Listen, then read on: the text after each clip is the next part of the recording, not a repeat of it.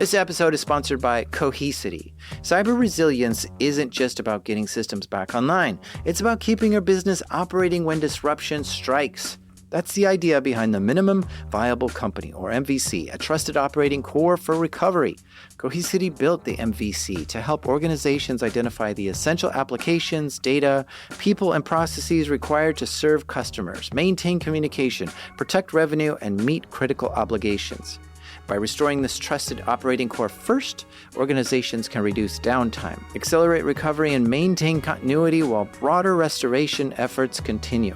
It also provides a clear recovery target, enabling teams to focus resources where they will have the greatest business impact. Learn more at cohesity.com/resilience. That's cohesity.com/resilience. Cohesity, resilience everywhere. What's a mercenary? Let me look this up. Okay, there are two main definitions. One is a soldier hired to do work for another army, and the second is a person who works purely because of monetary gains. I'm going to guess that they don't have allegiance other than whoever is paying them. They're hirelings. They get paid to do a job and to get it done, and they're not supposed to ask why. But mercenaries are people, and people are complex. They're filled with emotions, and they actually do have allegiance, even if they're paid to forget about that. And if you pay a mercenary to do something that goes over their moral line they've got internally, conflict happens, and everything falls apart.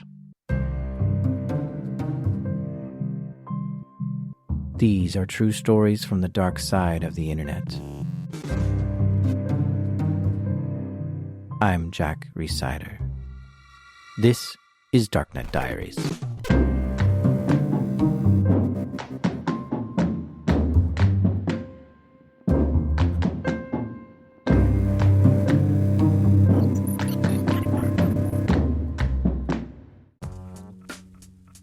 This episode is sponsored by Shopify.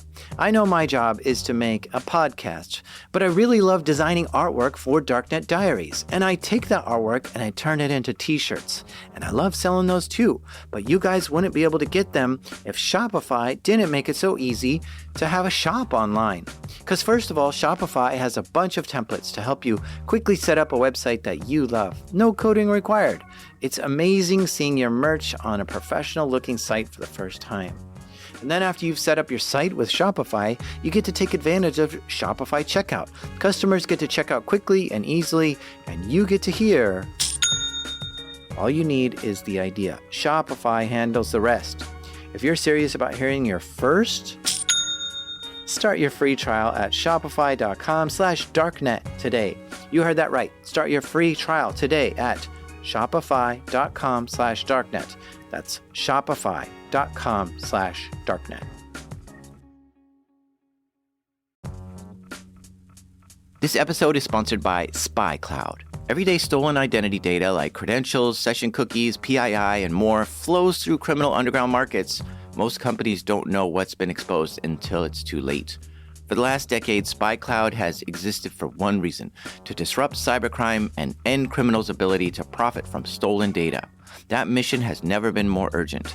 SpyCloud's latest idea has been to recapture darknet data from successful phishes, info-stealer malware, combo lists, and breachers to put it to good use. They transform it into automated identity threat protection using advanced analytics and AI to protect workforce, consumers, and supplier identities from authentication bypass, session hijacking, account takeover, ransomware, and fraud.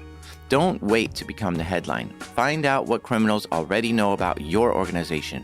Get your free Darknet exposure report at spycloud.com/darknetdiaries. That's spycloud.com/darknetdiaries. Let's get started. You ready? Yes, sir. So let's start with your name, or what do you want to be called on this show, and what do you do?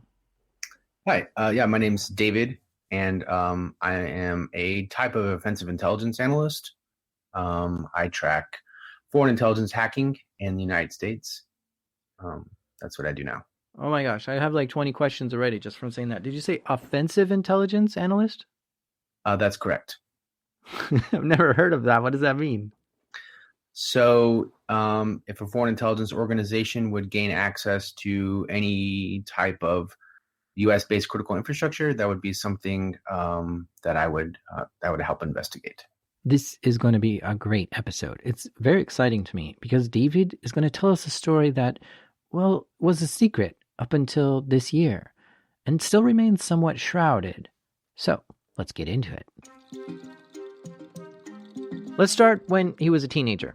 In high school, David really wasn't into computers at all. Well, I was a long distance runner. I was involved in all different types of extracurricular things, student government and stuff like that. After high school, he went to college and got his degree. It was actually in religion and philosophy. Interesting. Take note here.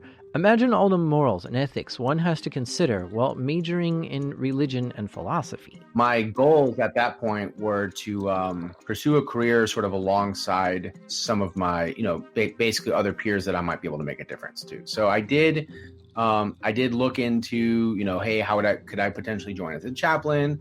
But, talking to other people in that same world, they said, well, I've never even met my chaplain, or I've never had a real conversation with them, or I don't know who they are. And I realized if I really wanted to make any type of difference in people's lives, it wasn't going to be as a chaplain. So after getting his degree, David decides to join the military. Off to the Navy he goes. He does his initial boot camp, graduates from that fairly easy, and is a full-fledged Navy sailor. But David was hungry for more. My initial school was in BUDS, so I joined to sort of become, go through that Navy SEAL track and kind of see how that went. Whoa. BUDS is basic underwater demolition training. It's what you need to go through to become a Navy SEAL. This is the most rigorous, demanding, and crazy training there is in the Navy. This is what they call Hell Week, and it's much longer than a week. Those who make it through this become practically drown-proof. They become frogmen. And most of all, they become weapons experts. When I talked to a Navy SEAL, and his mindset was, the last time I was deployed, I got every type of kill other than a knife kill. And he was like bragging about that, and he just really wanted to get a knife kill. And that was like, okay, you know what? I don't want that to be me. Like, I'm not saying that like every Navy SEAL is like that, but the potential, if somebody can become like that, then there's a potential that I can become like that. And so that was something that I wanted to avoid. That's an important job, and I have a lot of respect for Navy SEALs. But I just sort of had this fear that, I really don't want that to become me. That's some intense training, and you definitely need to do some soul searching while there. You question yourself on whether you want this bad enough, or if you're fit enough to do it. You have to put mind over matter and push yourself beyond limits you think you can't ever get over. And if you're going to push yourself beyond your own limits, you better really want what you're working for. And David wasn't sure if being a Navy SEAL was for him. He knew that Navy SEALs just weren't a bunch of killers, but he started to question if he really wanted it bad enough. So he rang the bell and quit BUDS and looked for something else to do in the Navy. Still, he wasn't interested in computers at all. The only thing he knew how to do was check Facebook and emails at that point. He's fit, buff even, and understands religion and philosophy. He looked at his options, and for some reason, computers and cyber warfare caught his attention. So he decided to sign up for that in the Navy. Immediately, he needed training, though.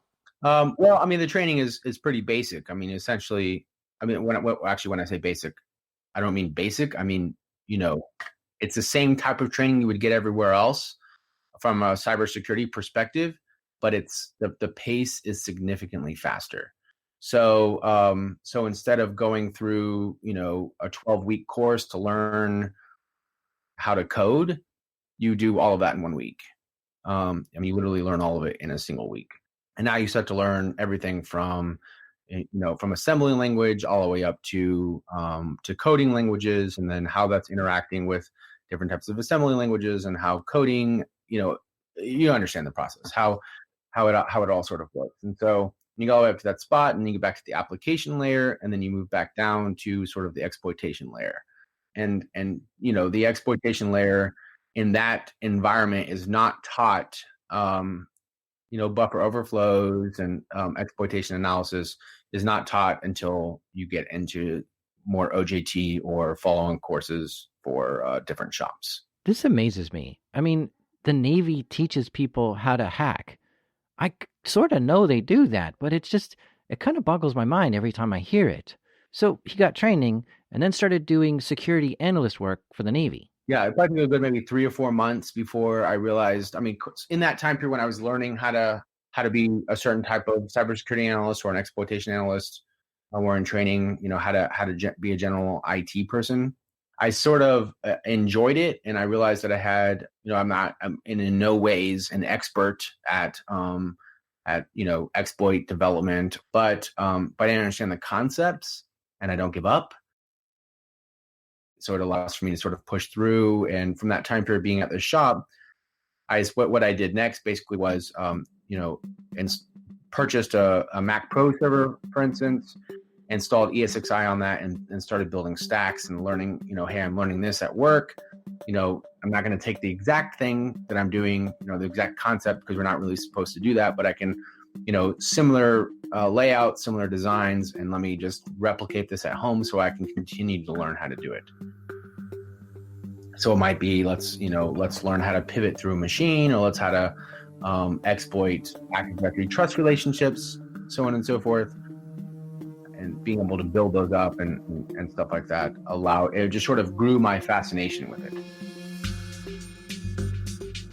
This is an important quality about David. He didn't just show up and do his work and go home. Instead, he built a lab and practiced on his off hours and got better and better. Anyone who really wants to excel in this kind of stuff has to have the mindset of always trying to learn and not just doing the minimum. And with the Navy teaching him formally and his home lab, he became pretty good at hacking. In fact, his specialty was not just getting in, but then pivoting around, moving laterally, and finding what else is in that network. After about 4 months of doing that, he moved over to the NSA.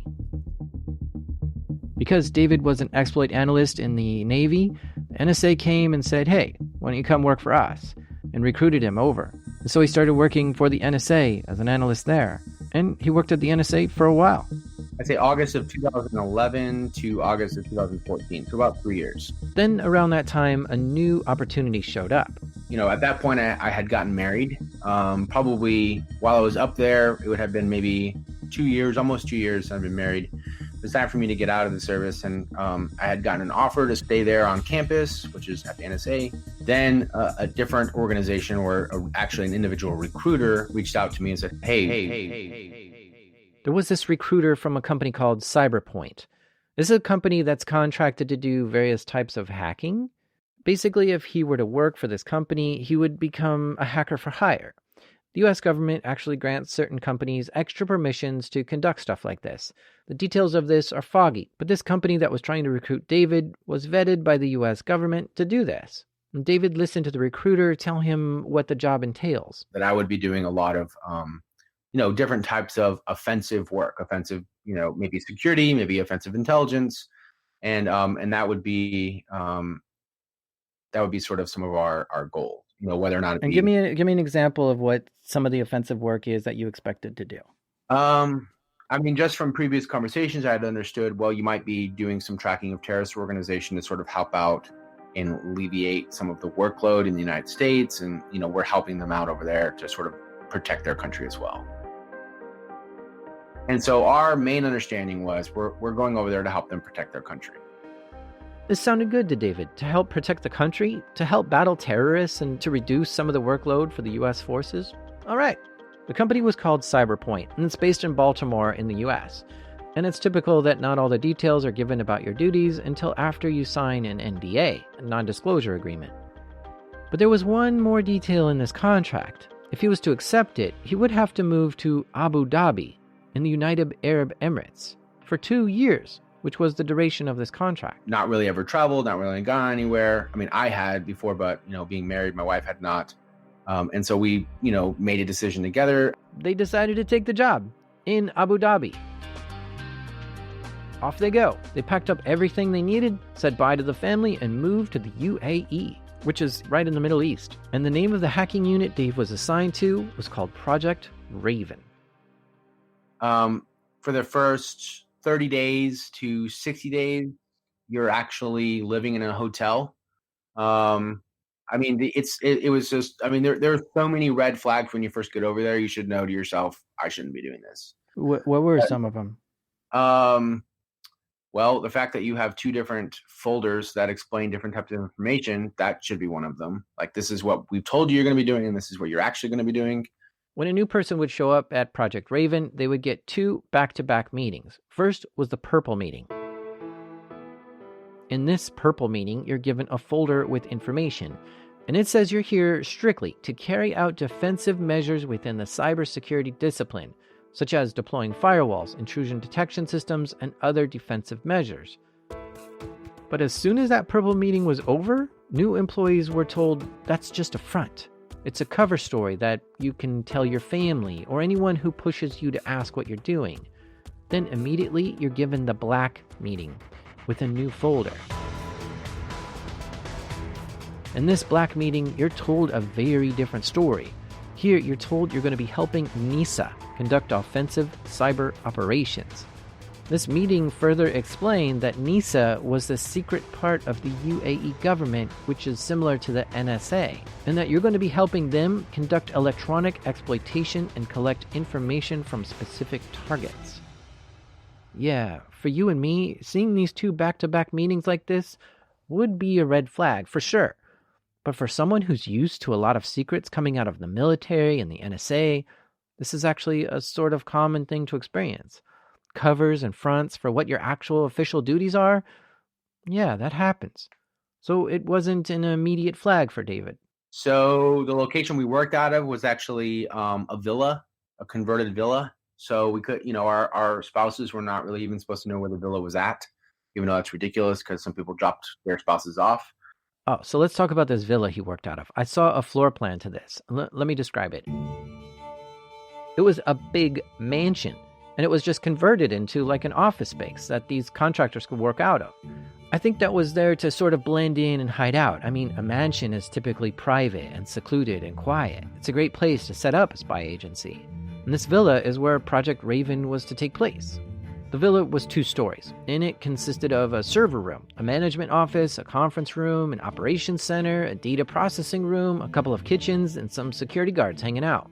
Dozens of people either worked there or had business there and would come and go. I'm guessing around 30 people worked in this villa. And the operation would go down like this.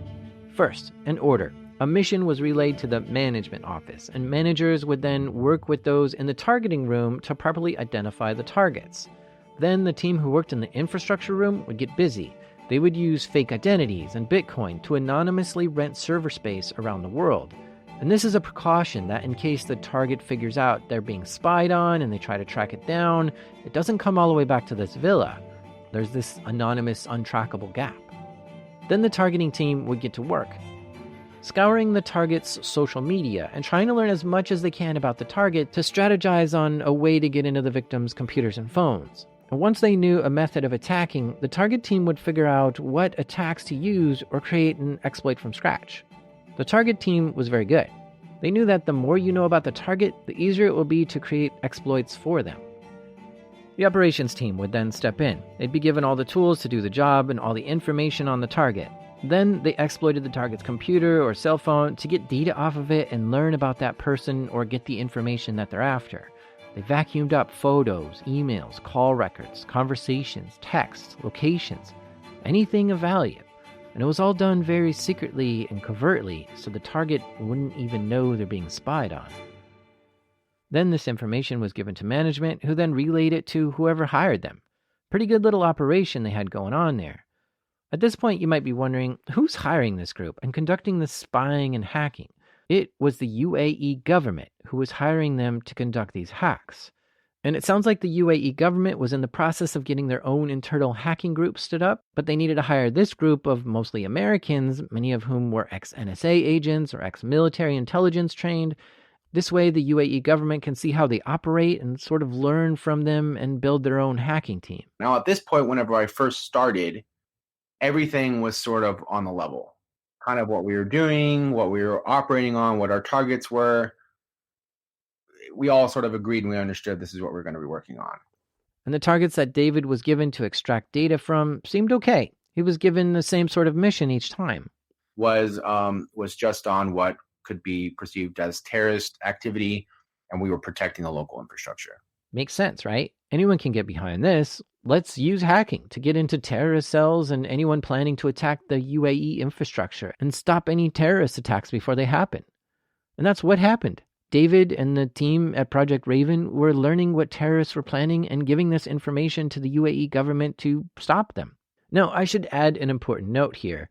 All of this hacking was done by citizens of the UAE, which are called Emiratis. I'm going to use that term a lot, so make sure you understand it. An Emirati is simply a citizen of the United Arab Emirates. Since the UAE was trying to train up their own team to do this, it made sense to teach them how. So David never really had hands on keyboard to conduct any of this. Instead, he was right next to an Emirati doing it, telling him exactly what keys to press and what exploits to use and giving advice on how to move around the network. And most Emiratis speak English, so the language barrier wasn't a problem. This sounds okay too, but it also might be a red flag. See, things get murky regarding how legal Project Raven was. It's clearly illegal to share classified information with other people, so David couldn't tell these Emiratis any secret information that he was privy to at the NSA. But in this case, David was sharing cyber spying techniques with the Emiratis. Provided it's not proprietary NSA-style tactics and exploits, there isn't any hard law prohibiting him from teaching others how to hack, such as how to set up a phishing email and use Metasploit to gain access to the victim's machine. I mean, anyone can learn this just on YouTube. So that part, okay, that's legal. But then we start trying to figure out whether an Emirati hacking into a terrorist phone who's also in the UAE is legal or not. In the US, it probably isn't legal, unless you're given express written consent from the US State Department. But what about over there? Now keep in mind, this company did have all the approvals they needed from the UAE government and the US State Department to do this. So yeah, it might be a little easier to get approvals for things if Emiratis hack other Emiratis, but if an American were to do it, I don't know, would it be different? It's complicated, and it makes my head spin. But you see how murky this gets, right? But whatever, it's not something I'm going to be able to solve here. At this point, the UAE government was pleased with the work that Project Raven was doing. So the first 4 to 6 months, that's what we were doing. Anytime we had an alert or a red flag of a probable or anticipated event, we would sort of start the process of doing research to see if we can identify whether or not it was a valid threat. Now, it's also important to say that all of this data exfiltration David was doing on the targets was only that, data exfiltration. He was never on a mission to drain a terrorist bank account or disable a car remotely or do any disrupting, degrading, or destroying things that other hackers might do. This was just collecting communications. This went on for a while, but then, at some point, the requests from the UAE government started to get a little weird.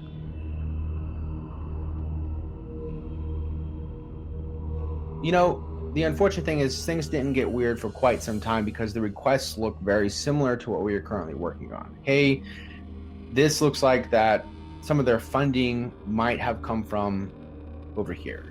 Can you guys, what would be necessary for you guys to prove that a country, for instance, is funding terrorist activity? And then our response would be gain access to the country and gain access to this particular shop or this person, and then read this stuff from the perspective of we're still sanctioned to perform these activities under the State Department. And again, this might have been just me being naive about the entire situation. Chances are other people on the shop knew the answers to the questions of this is not sanctioned. But me being so new to sort of this entire community and this whole world, I'm like, okay, well, this is approved. This is sort of one of those. They wouldn't be asking unless it was an approved request. Keep in mind, the government branch of the UAE communicating with Project Raven is called NISA, and this is UAE's version of NSA. So NISA told them to gain access to that foreign government's country's network to see if they're funding terrorists. So David's team got busy scanning the IP space of that target country's government network. And you'll never believe what they found. Stay with us. This episode is sponsored by Vanta. What's the one thing in business that's spreading as fast as AI? AI risk. Every new tool your team signs up for, every vendor that turns on AI features, every new integration, each one is an opportunity for something to go wrong. And most security programs weren't built for AI's pace of growth. Enter Vanta. Vanta is helping companies like yours watch for the risks that show up between audits across your vendors, your AI tools, and your whole environment.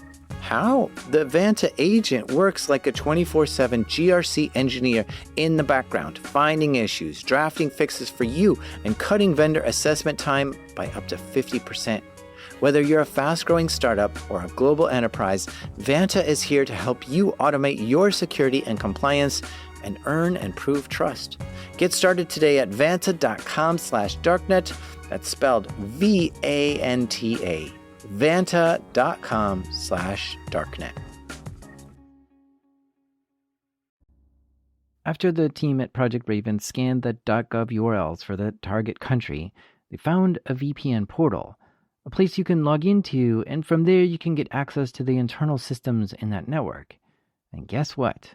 That VPN was using default credentials. It's not very hard to find default credentials. A Google search. And I would say that 95% of initial accesses are gained based off of some type of easy guessable or default credentials. I mean, look at the IoT world right now. That's exactly what's happening. Take note, listeners, change your default passwords and don't use any of the top 100 most common passwords like QWERTY or 12345. Make it hard for people like this to break into your stuff. Double check your routers, firewalls, computers, phones, emails, VPN servers, and make sure none of them are using easy to guess passwords. So when somebody at your shop gets into this thing, now this is where you shine, right? Being able to move laterally in a network, pivot around, find the goods. Is that right? It's sort of one of the things that I was trained in, and again, I'm really good at ideas. Hey, let's do this. And then it's like a bunch of research if nobody has done that before. The idea they had here was, let's start reading emails within this .gov organization. And so they found the organization was being managed by an MSP. An MSP is a managed service provider. Basically, this .gov organization didn't have the expertise or headcount to handle all the routers, firewalls, servers, phones, or whatever. And so they contracted all this out to someone else to take care of it. And that's what an MSP does. It manages, patches, oversees, and troubleshoots the network devices. I think in this case, they did a bad job at managing the network since they left default passwords on the VPN. But who am I to judge? David's team found a device on the network managed by this MSP. It was a server running an app called Managed Engine, which is basically a tool to help you monitor your network better. The default credentials on this platform, again, default creds, are administrator. You log in, and there's a known vulnerability for this where you actually have to, you're creating a ticket, but in that process of creating a ticket, you can upload a document. In that process of uploading a document, since you're administrator, you go back to the administrator console where it tells you where do you want the documents to go that you upload, and then you can change that to a new location. Say, for instance, if it has a var www HTML space, and hey, I can actually just drop these right in there. The subfolder creation naming convention for each ticket number.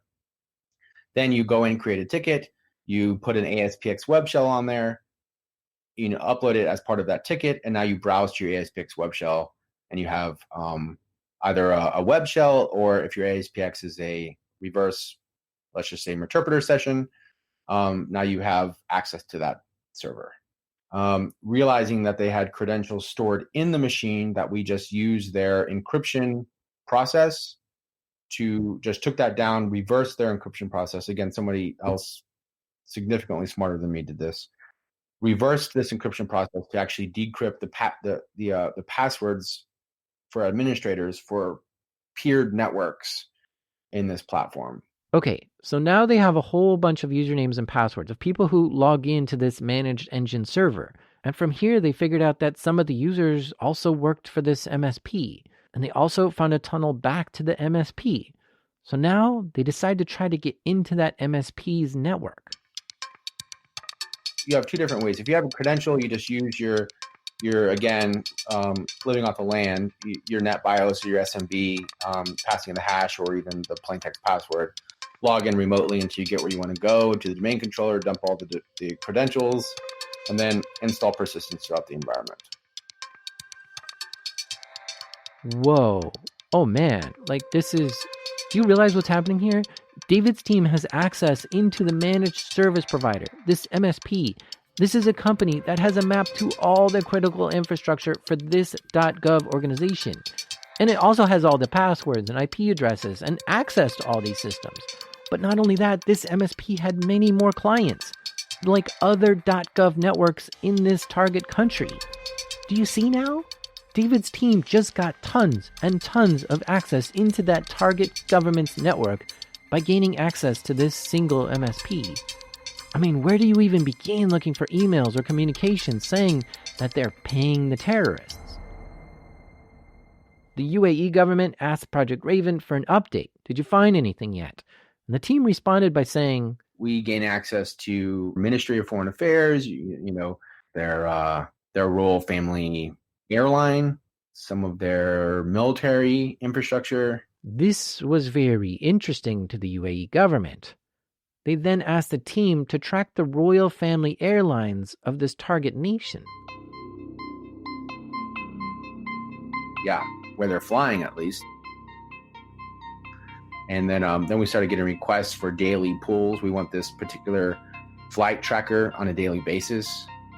Again, that was sort of another red flag of like, why is this important? Like, if you guys are just looking for proof that they're funding Muslim Brotherhood, why do you guys need this information? And so more internal conversations went leading to actually we're becoming the intelligence gathering shop for essentially the local country's intelligence agency. So we're no longer really focused on getting this particular type of information. And that's when questions started to come up. Why are we doing this? What is the point of this? And in reality, from a political perspective, I could see that there's a lot of point. Like, they want to know who else this country's talking to, if they're lying behind their back, or so on and so forth. But I mean, those are just speculation. I would assume that they're doing this, but I don't really have any idea. Let's put our ethics cap on here. If you were hired to work in another country as a cyber mercenary, if you will, and you come for the money and to help the government fight terrorism, but now you're just helping the UAE collect intelligence off a foreign government's royal family, do you question it? Or do you do it diligently with no questions asked? This scratched something in the back of David's head. Something wasn't exactly right with this. But he kept on doing his work anyway. He went back into that foreign government network and started looking around for anything about terrorist funding. And sometimes when David was in that network, he would see someone else was also in there at the same time. Another hacker. Maybe another government agency has hacked into this same system that he was sitting on. And seeing something like this always makes you slow down and take a breath. We're not going to go in and help clean up an entire environment because we're in there. So, but you can see that there's stuff there. You kind of can do some research, in fact, figure out what it is. But lots of times in those environments, you either don't use those particular machines that might have other infrastructure on there, or you just do your best to sort of blend in. And also, if you have proprietary tools, you don't use those tools on that piece of infrastructure. This makes sense, right? Exploits are weapons. And if you load up your best weapon so that you can hop into another computer, anyone else who's on that system can also see your exploit or weapon and grab it for themselves. And so it's best to use off-the-shelf stuff because you really have no idea who else is hacking their way around this network too. The UAE called up Project Raven and gave them a new request. Hey, is there any indication that bribing happened for a particular sport? We want to know if a sport happened, like if it was bribing because we both bid on this to take place in our country, and then they won it. And we think that we probably bid higher and we had a much better chance, but they won. And then we realized that the requests were all political. I mean, there's no real request about funding the Muslim Brotherhood. I mean, it was just sort of the shady request designed to push us forward to gain access to this. Again, this was odd for David because he came here to do something else. He quit the NSA and moved with his wife all the way across the world to here, the UAE, to battle terrorists. Now he's learning that's not what this role is actually for. It's kind of changed. And this is kind of hard to handle. I mean, if he knew this was what the job was from the beginning, he might not have moved all the way over here to do it. And I think this is when David starts to really question his work here. There were other teams in the villa, like I was saying earlier. David was there to extract information from the target, but his team would give that information to another team for analysis, which is just in another room in this villa. One of the people in that analysis team was named Laurie Stroud. Laurie would take the information collected and try to make sense of what it was, and then give it to management and then the UAE officials. Before coming to Project Raven, Laurie was a technology consultant for a company called Booz Allen Hamilton, and after that she went on to work for the NSA. But now she's here in this villa with David. Laurie too was getting suspicious of the motives that the UAE was giving her. We start getting requests for targeting of, let's just be honest, journalists and human rights activists. And again, they started to sort of raise some pretty significant flags. There were journalists and activists that were being critical of the UAE government and their leaders. Basically, the UAE saw these people as threats to the nation and wanted this team to get anything they could off them. What stories were they working on? Where were they rallying? Where were they located? What were their phone calls about? Now, back in the US, where David and Laurie are from, this is wrong. The First Amendment of the Constitution protects against this. In short, it says, Congress shall make no law prohibiting the freedom of press or the right of people to peaceably assemble. So this was not okay for them to morally or ethically do. As David said, this was starting to go too far. This was becoming a bigger red flag now. There's no potential threat. The only potential threat is going to be political. It just sort of turned into something that we didn't really quite, none of us really agreed with. None of us thought it was the right direction for us to be going. And so we started to raise questions. We started to say, hey, I don't think this is the right way. The UAE was requesting more and more from Project Raven, which clearly looked like it was for political reasons and not for threats against the nation. At one point, they asked the team at Project Raven if they would consider targeting U.S. computers. Like if a known terrorist was using a computer in the U.S., then they wanted the data off that computer. But David is from the NSA and military, and he remembers clearly reading through FISA, the Foreign Intelligence Service Act, and in section OVSC 1203, it clearly says if you find yourself targeting a U.S. person, you should detarget them at an emergency priority. This was clearly going over the line for David, so he advised management to push back on this objective. We told them that, we're encouraging you not to do this. Yep. With that, a lot of conversations went back and forth between this company that David and Laurie worked for and the UAE government. At one point during her analysis, Laurie found that data was collected on U.S. citizens, and she decided this was wrong. And she said, quote, I don't think Americans should be doing this to other Americans. I'm a spy, I get that, and I'm an intelligence officer, but I'm not a bad one, end quote. Laurie was not happy with this and started to raise even more questions. By now, over at the villa where Project Raven was, the seams were starting to show. Employees were asking questions, and they were feeling hesitant about the work they were doing. Probably at this point, around October, November, there's sort of a lot of red flags going up for people. And then my wife and I, we left for Christmas break, to go back to the States around Christmas time. And I think it was December 17th or 16th or 17th when I got an email saying from our U.S. contracting agency that they're essentially giving everyone a reprieve on their contract. And if you want to go back to the United States, they'll pack you up and ship you home at no cost. And we decided to do that. And a lot of people, there's also a lot of people who decided to stay, but a lot of the people that I operated with on a daily basis decided I'm not staying here. And so we took off. After David left, Project Raven continued. They carried out new operations and tasks that were given to them. And I'm going to switch gears here for a minute and bring on someone new to talk about what happens next at Project Raven. My name is Rory Donaghy, and in 2012, I set up a human rights group that was effectively just a WordPress website and a blog where I set out press releases from. It was called the Emirates Centre for Human Rights, and I wrote about human rights abuses in the United Arab Emirates because I felt that they weren't getting enough coverage, and I had built up some good contacts that helped me with information that happened there. Rory was living in London, in the UK, and he started this little WordPress blog simply to call attention to some of the bad things that the UAE government was doing. But this blog started to pick up, and it was getting noticed by some bigger journalists. I was getting good coverage and getting access to big platforms.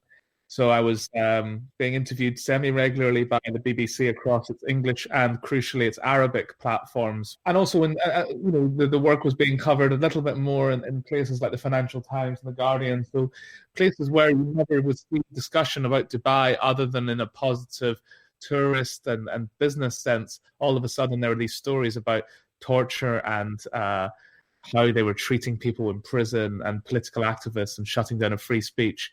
So it was changing, I think, slightly the international image of the UAE at the time. Here's a clip from Rory on the BBC. I'm joined by Rory Donaghy, who's campaign manager for the Emirates Centre for Human Rights based here in the UK. Why is this important? This is important because they've been tortured and some have been held as enforced disappearances over the last 7 months. We've seen the European Parliament condemn the human rights abuses in the UAE over the past 2 weeks. Well, let me quote to you what the Attorney General, Mr. Kubaish, has said, that he says that they were arrested for managing an organisation with the aim of committing crimes against state security. Well, there has been no evidence brought forward for that. Neither they have haven't gone to court yet either. They haven't gone to court. No charges have been brought. The UAE government did not like Rory talking about them. They told Project Raven to get in his computer and phone and spy on him. One day at work in the Middle East, I got an email asking if I could take part in a human rights panel, and if I wanted to take part in it, could I click on the following link and comment on a piece. And the link looked like it would go to an Al Jazeera English's website. But the email address was very odd. It was random, and the English was poor, misspelt. But nonetheless, I was foolish enough to click on the link. And when I did, it didn't go anywhere. And so I thought it was very strange. So I just forwarded it on to Citizen Lab and Bill Marzak there, who I knew through work. And he got to work on it, because even at that point, when I sent the email to him, I couldn't have thought that I was being surveilled. I just thought it was a bit strange. So I really had no idea what was going on. So Roy gave this email to Citizen Lab. They basically do research on espionage going around against civil society. So if a journalist or an activist thinks they're being targeted by malware or espionage from some government, they can go to Citizen Lab to get help. So Rory sent this suspicious email to them to check into it. After some time, Bill came back to me and told me that I had been the target of this spyware. Besides the URLs riddled with spyware, there were a lot of people tweeting at Rory too. Citizen Lab found 31 public tweets sent to Rory that were suspicious. These were all tweets about human rights activities in the UAE with shortened URLs that contained spyware. These tweets were publicly sent to Rory. But what was really interesting about these tweets is that about 6 of the accounts that sent these tweets were actually UAE citizens, except they had been arrested. And these tweets were sent after their arrest. So this is a common tactic in the UAE, which would be to, once they'd had arrested a political activist or dissident, that they would then take control of their social media accounts and then use them to try and sort of lure other people they would want to pull into their web of surveillance.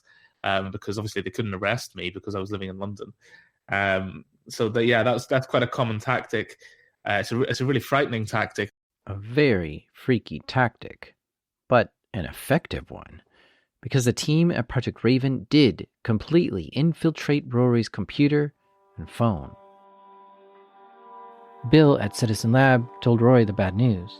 What he said he believed, that ultimately was the UAE government to spy on me and probably listen and read all my communications. And they weren't just surveilling me, from what I understand. It was also my parents. I have a younger brother who's got special needs, who poses no threat to anyone.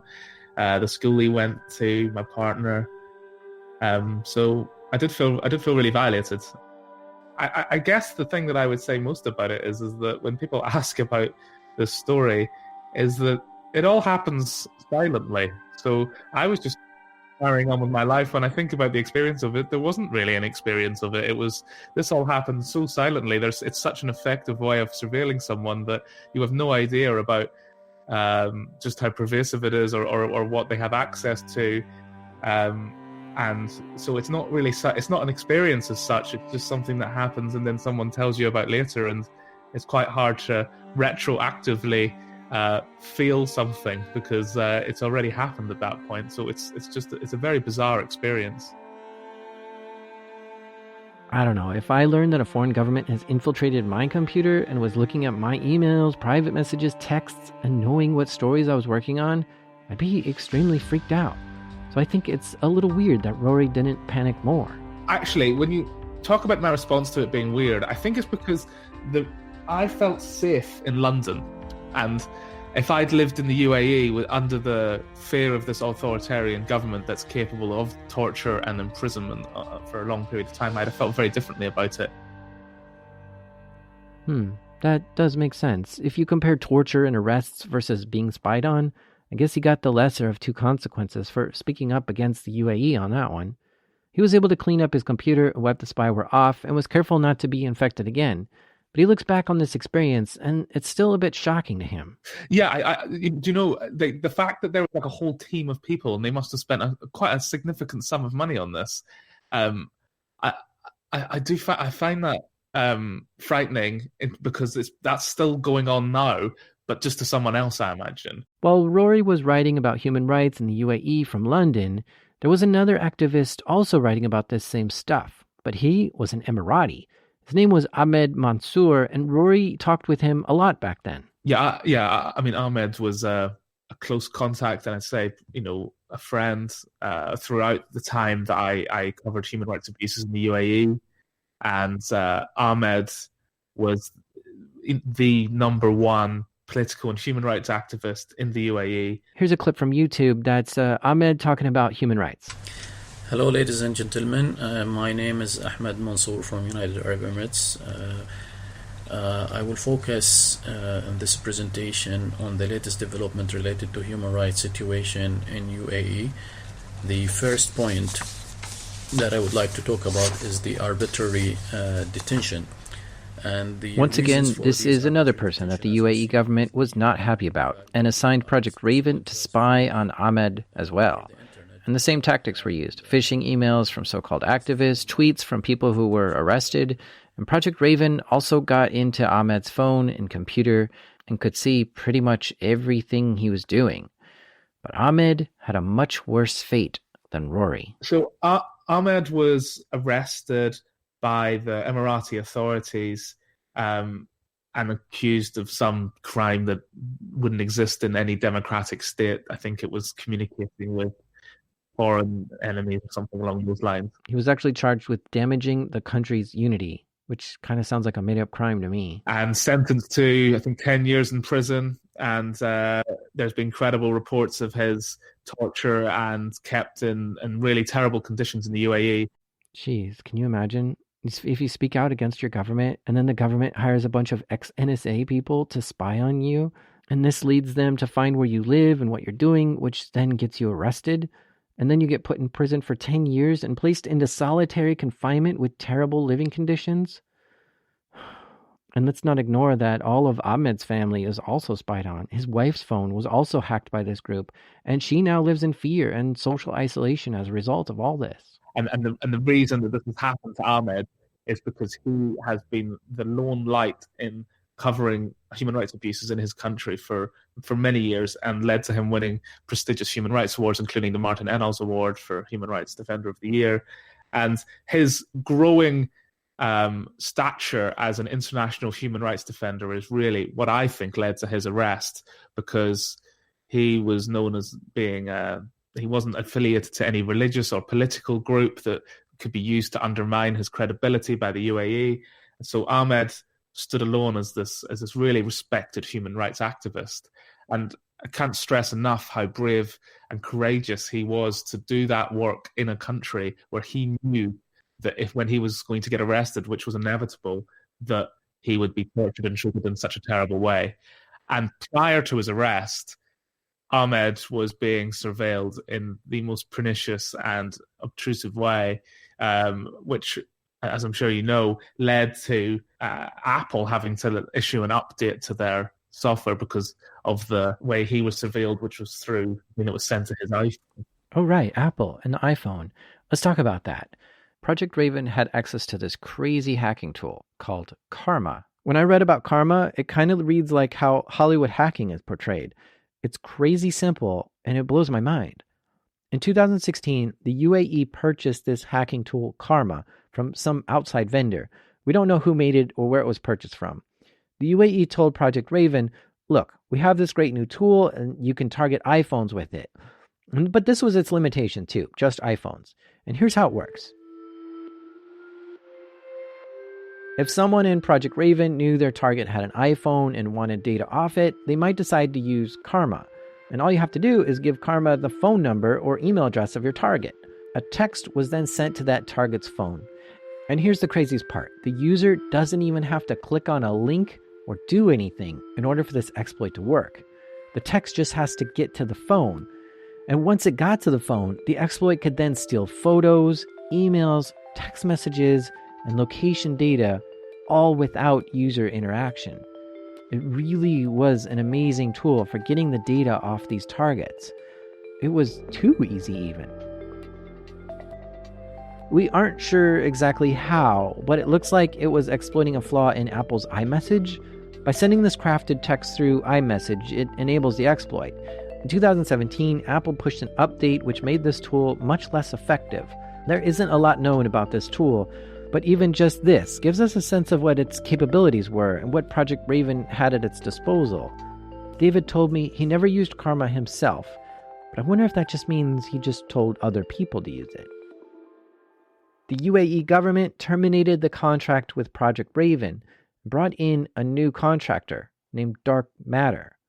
Dark Matter is a UAE company owned and operated by UAE citizens. The people who were at Project Raven had the option, either join Dark Matter or quit.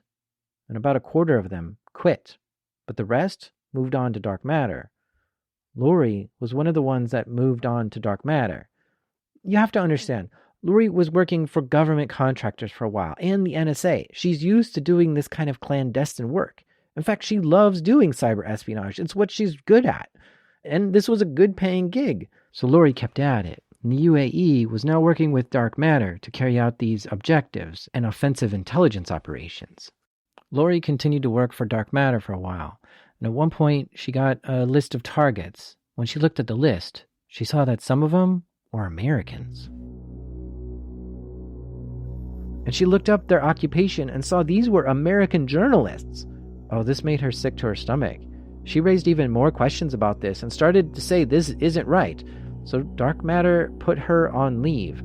They escorted her out of the building and had her passport revoked. That had to be extremely scary for her, to be in the UAE, upset with the UAE government, and to have your passport taken.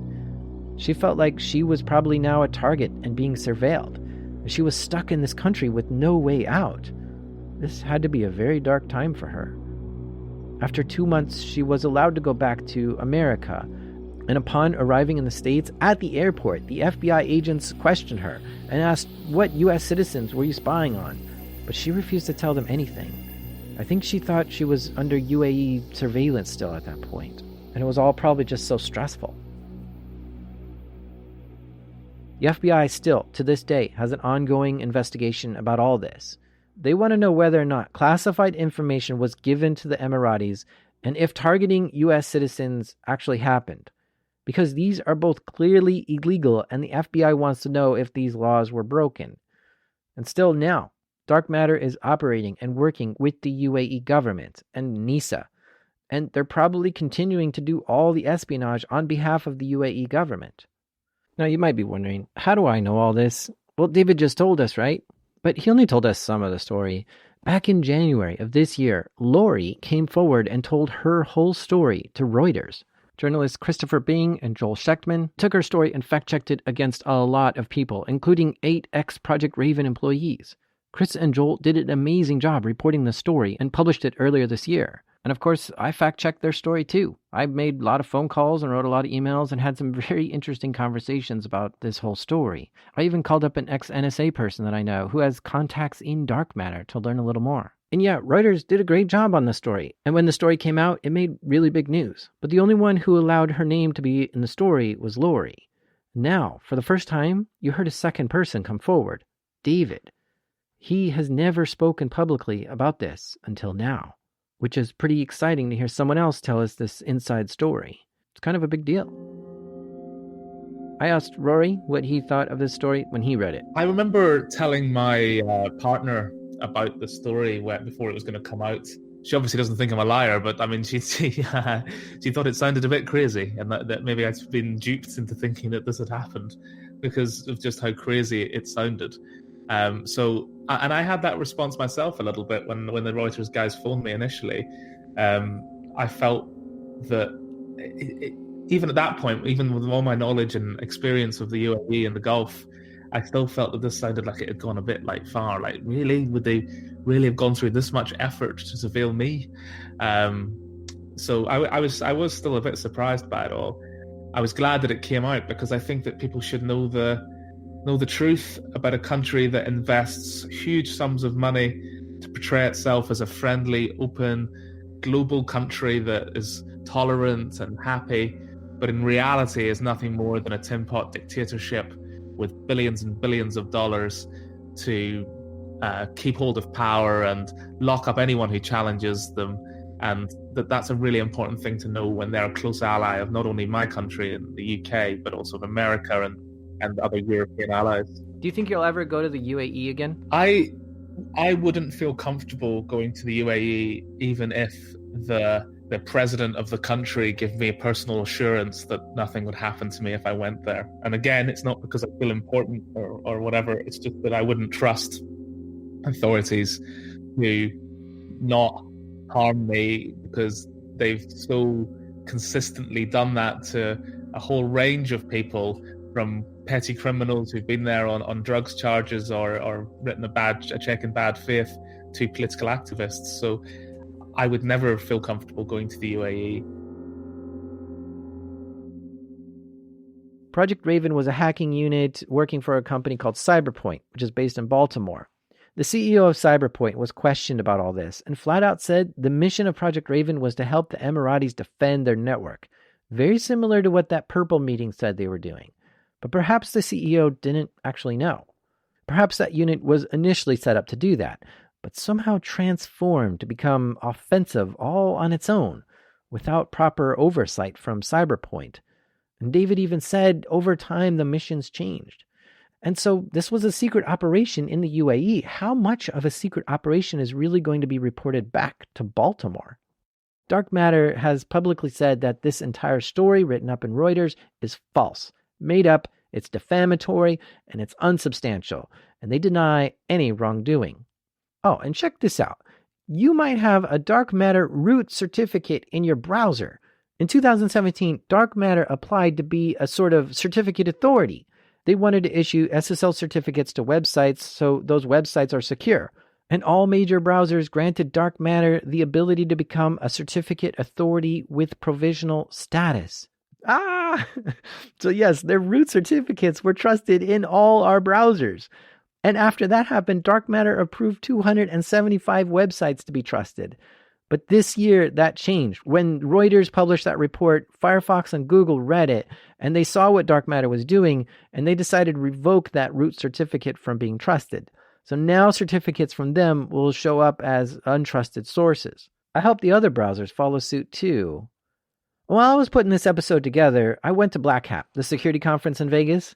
And there, Natalie Silvanovich gave a presentation on exploiting iMessage. Let me tell you about Natalie, because in my book, she's amazing.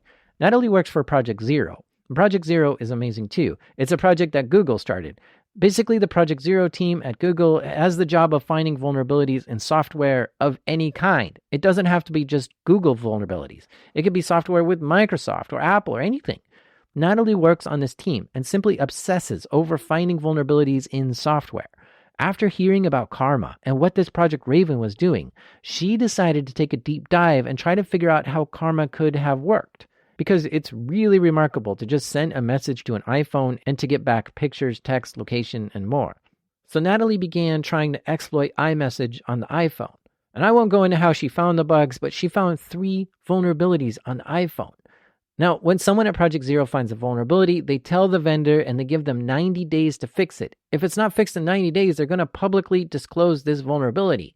So software companies better move quick once Project Zero tells them about the bugs. Natalie told Apple about these 3 bugs, I think back in May of this year. Then she waited. Apple acknowledged the bugs and patched their phones. And once that happened, Natalie published her report about the vulnerabilities found and gave a presentation on it at Black Hat. And what she found was really interesting. It's not the smoking gun, and there's no evidence that this is what Karma was or used. But it might be.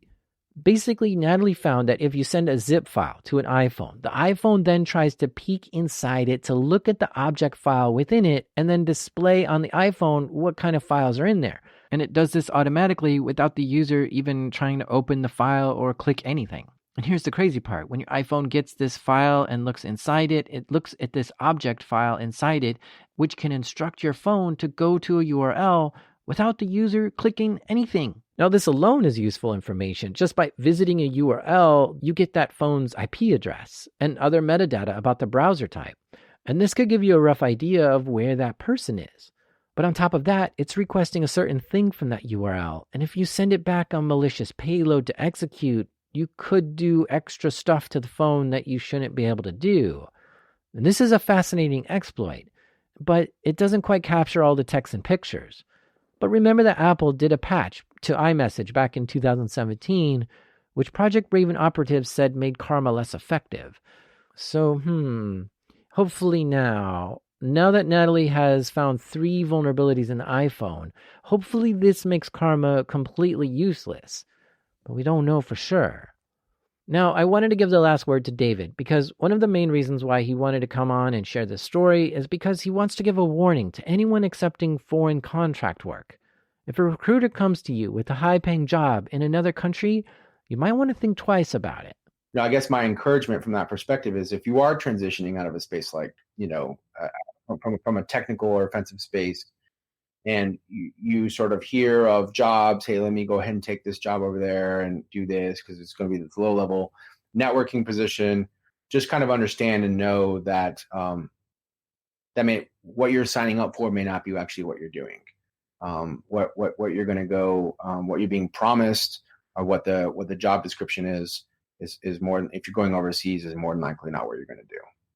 Creating a safety net for yourself is really the right way forward. So say, for instance, if you're married and you're going to go take a foreign job and you don't actually know what you're going to be doing, then go without your spouse for the first couple weeks. Kind of see, let me go over there and fill it out. That way, if you do have to leave and you have to leave in a hurry, you're not buying 2 plane tickets out of a country, you're only buying 1. Or if you're deciding this is sort of not the right space for you, then you can leave significantly faster. If you are going over a certain spot and you have experience doing things and people contact you or reach out to you that you don't know, you never heard of before, from especially if it's a foreign contracting vehicle, if it's not an American contracting company, that should of course be a significant red flag. If you're being recruited for dark matter and you have any type of cyber or offensive space or offensive background in the cybersecurity world, chances are you're not going to be doing what you think you're doing.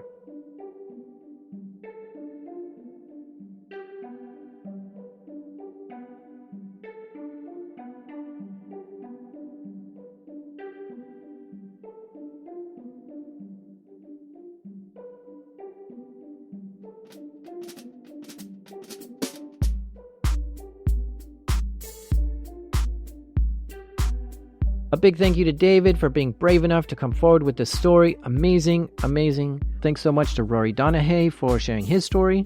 Also, thanks to Christopher Bing and Joel Schechtman from Reuters. Their article is titled Inside the UAE's Secret Hacking Team of American Mercenaries.